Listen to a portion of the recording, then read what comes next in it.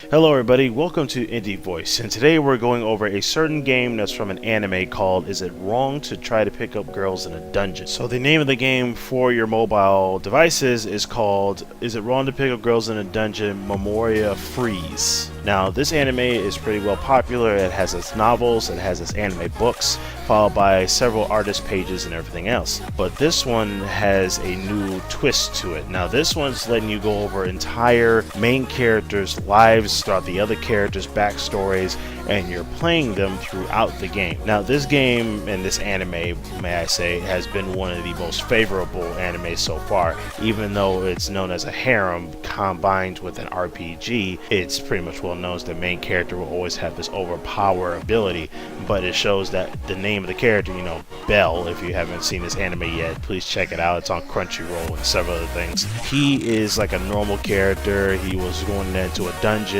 He wanted to try and level up and grind a bit, but then he got to a certain level where there's this thing called a Minotaurus, aka the Minotaur.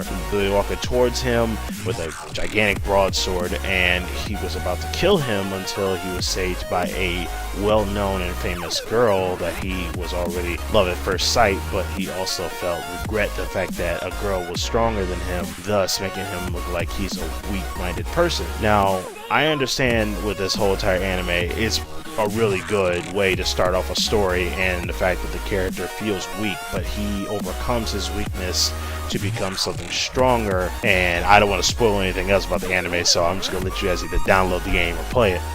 What I've experienced with this game is it's something really fun. It's really well done. There's a whole little auto run, which lets the character automatically run through the dungeon, or auto battle, which will automatically do everything for you, which is kind of a hit and miss there if it's like you're busy or something and you really need this like group of characters to level up, and that's the best time to do it.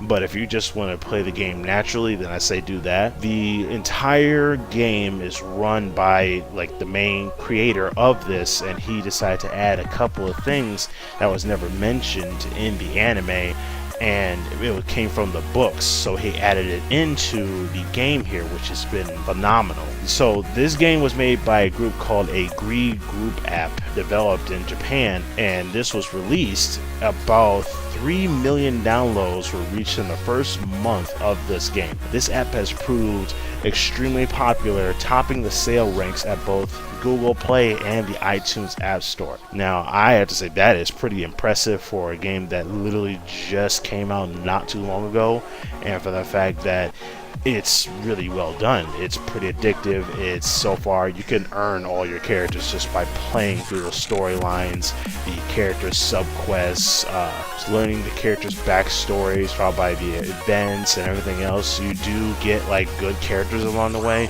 Sometimes you may get a couple of you had this character before, but those will turn into bonds, which will allow the character to expand for more power-ups and more things he'll go on the entire adventure. So what I have played through this game, you get a lot of good characters when you first start playing this, and you get some gold star, you get some rainbow colored, which is like the highest format of the ranking system, which goes from 1 to 4. So far, that's how I've experienced. I have 3 very good ones. You have the supportive characters, which gives the main character that you have them attached to abilities, power-ups, several specific things that the main person that they're with does not have, which empowers them. And throughout that story, you will level up with the same character. So whatever character you have attached to the character you are having in the group, he will empower it's like the main person he's with. With that, along through the story, you're playing Bell's entire, like the main story of the entire anime. That goes from the beginning where he lost to the point where he's going to fight that gigantic thing towards the end of season 1, which they haven't had season 2 yet, but hopefully they'll be having that soon.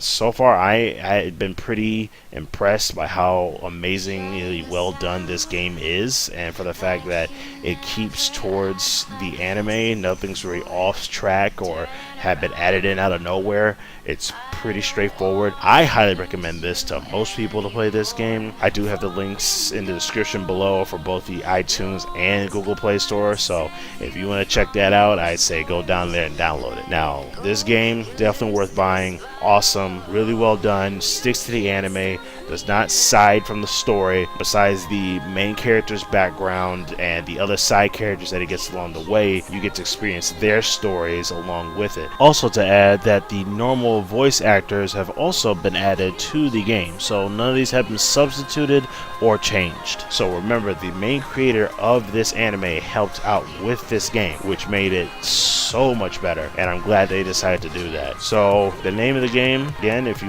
download the links on the bottom here, is It Wrong to Try to Pick Up Girls in the Dungeon? Memoria Freese. It is available for the iOS and Android market. Thank you for liking, commenting, and subscribing.